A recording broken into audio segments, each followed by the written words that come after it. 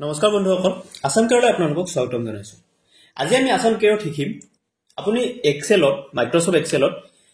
data use কৰি যিখিনি আপোনাক ডাটা দিয়া থাকিব সেই ডাটাখিনি ইউজ কৰি আপুনি পিভট টেবুল কেনেদৰে বনাব পাৰে আৰু পিভট টেবুল কিয় ইউজ হয় এইখিনি কথা আমি শিকিম সো পিভট টেবুল কিয় ইউজ হয় লেটস সে আপোনাক এটা ডাটা দিয়া আছে ইয়াতে আমি 5টা 6টা ডাটা লৈছো যদি আপোনাক 100টা 200টা 1000 2000 ডাটা দিয়া থাকে সেই ডাটাখিনিৰ পৰা আপুনি हे डाटा खिनिक আপুনি সিম্পলিফাই কৰি দেখুৱাব পাৰে পিভট টেবুল ইউজ কৰি সো কেনেদৰে সিম্পলিফাই কৰিব লাগে হেতু আপোনাক দেখালে আপুনি বুজি পাব কেনেদৰে আমি সিম্পলিফাই কৰি দেখাব পাৰো সো সিম্পলিফাই কৰি দেখাৱাৰ কাৰণে কি কৰিব লাগিব আপুনি এই ডাটা খিনি ইয়াতে লেটস সে ইয়াতে মেম্বাৰ নেম দিয়া আছে মেম্বাৰশিপ টাইপ দিয়া আছে start date end date monthly fee month active কিমান মাহৰ কাৰণে এক্টিভ আছে এইখিনি ডাটা দিয়া আছে সো এইখিনিক আমি যদি সিম্পলিফাই কৰি দেখাব লাগে আমাক এই গুটেইখিনি ডাটা নালাগে লেটস সে মেম্বাৰ নেম আৰু মেম্বাৰশিপ টাইপ লগতে কিমান মাহৰ কাৰণে এক্টিভ আছে হেতু দেখাব লাগে হেতু আপুনি কেনেদৰে দেখাব এক্সট্ৰাকে সো এটো আমি পিভট টেবুল ইউজ কৰি দেখাও সো পিভট টেবুল ইউজ কৰাৰ কাৰণে আমি প্ৰথমতে আমাৰ টেবুলটো সিলেক্ট কৰিব লাগে সো ইয়াতে আমাক বেছি ডাটা নাই যদি আপোনাক বেছি ডাটা থাকে ইয়াতে কম ডাটা আছে সো আপুনি ইয়াতে কি কৰিব পাৰিব মাউসেৰে এনেকৈ সিলেক্ট কৰিব পাৰিব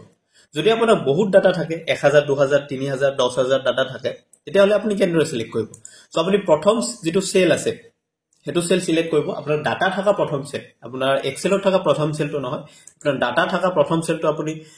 সিলেক্ট কৰিব সিলেক্ট কৰাৰ পিছত আপুনি কন্ট্ৰোল এন্ড শিফট প্ৰেছ কৰিব কন্ট্ৰোল এন্ড শিফট প্ৰেছ কৰি আপুনি ডাউন এৰো প্ৰেছ কৰাৰ লগে লগে আপোনাৰ যিমান তললৈকে ডাটা আছে গুটেইখিনি আপোনাৰ ইয়াতে সিলেক্ট হৈ যাব সো আপুনি কি প্ৰেছ কৰিব control plus shift plus down arrow লগতে আপুনি same control shift plus right arrow select কৰাৰ লগে লগে আপোনাৰ প্ৰেছ কৰাৰ লগে লগে আপোনাৰ কি হ'ব কন্ট্ৰোল শিফট ৰাইট এৰো প্ৰেছ কৰাৰ লগে লগে আপোনাৰ ৰাইটলৈকে যিমান দূৰলৈকে আপোনাৰ ডাটা থাকিব গুটেইখিনি সিলেক্ট হৈ যাব সো এইখিনি সিলেক্ট কৰিল সিলেক্ট কৰাৰ পিছত আপুনি কি কৰিব লাগিব সিলেক্ট কৰাৰ পিছত আপুনি সিম্পলি যাব লাগিব ইনসাৰ্টত সো আপুনি ইনসাৰ্টত যাওক সো আমাৰ টেবুলটো সিলেক্ট আছে সিলেক্ট কৰাৰ পিছত এতিয়া আমি ইনসাৰ্টত যাম সো ট্ৰিপল সিলেক্ট কৰাৰ পিছত আপুনি ইনসাৰ্টত যাব ইনসাৰ্টত যোৱাৰ পিছত ইয়াতে দেখা হৈছে প্ৰথমতে আছে পিভট টেবুল সো পিভট টেবুলত সিলেক্ট কৰাৰ লগে লগে এটো আপোনাৰ এটা ডায়লগ বক্স আহি যাব যত আপুনি ইয়াতে দেখা হ'ব আপোনাৰ শীট ৰেঞ্জ আপোনাৰ টেবুলটো কিমান ৰেঞ্জ আছে এই ৰেঞ্জখিনি আপুনি ইয়াৰে পৰা চেক কৰিব পাৰে ৰেঞ্জখিনি ঠিক আছে না নাই ইয়াতে কি আছে B3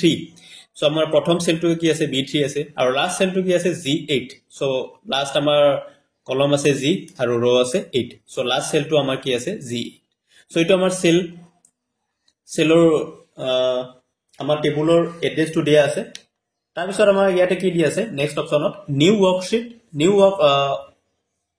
ওয়াৰ্কশীট এক্সিস্টিং ওয়াৰ্কশীট আপুনি এক্সিস্টিং ওয়াৰ্কশীটতে আপুনি বনাব পাৰে নাইবা আপুনি নিউ ওয়াৰ্কশীটত বনাব পাৰে সো আমি এক্সিস্টিং ওয়াৰ্কশীটত আপোনাৰ অলপ বেছি হেই হৈ যাব সো আপুনি নিউ ওয়াৰ্কশীট কৰিব পাৰে যদি আপোনাৰ এক্সামত যদি নিউ এক্সিস্টিং ওয়াৰ্কশীটত কৰিব দিছে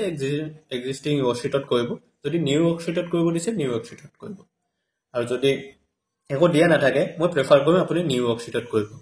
সো মই নিউ ওয়াৰ্কশীট সিলেক্ট কৰিছো ইয়াতে তাৰ পিছত ওকে প্ৰেছ কৰি দিয়াৰ লগে লগে এটা নতুন ওয়াৰ্কশীট ইয়াতে দেখা হৈছে আমাৰ ডাটাখিনি আছে sheet 1 to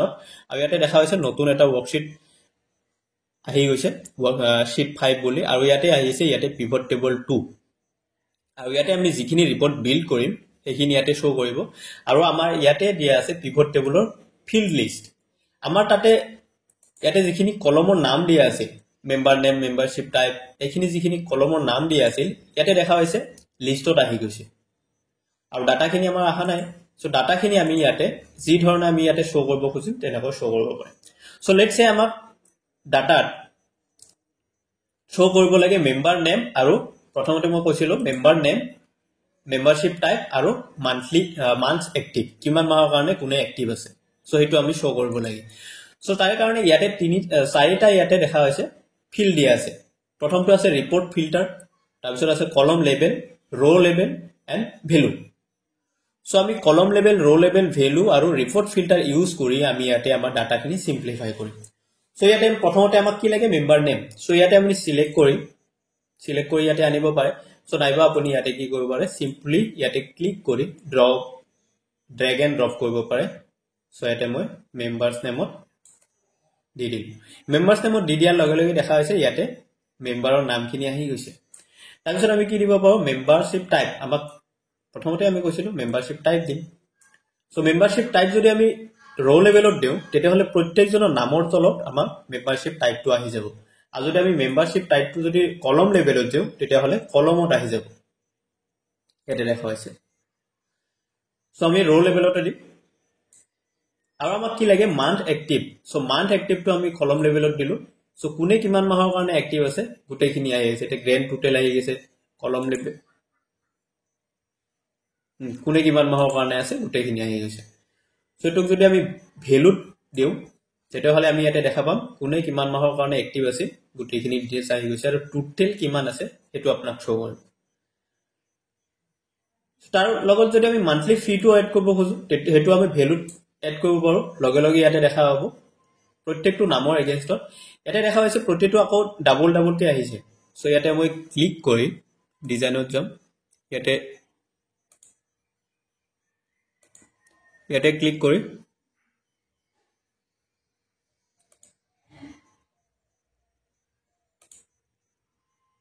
do not show' sub টোটেলত যদি ক্লিক কৰোঁ আমাক এবাৰে দেখাব চ' এনেকৈ আপুনি চিম্প্লিফাই কৰিব পাৰে যিমান চিম্প্লিফাই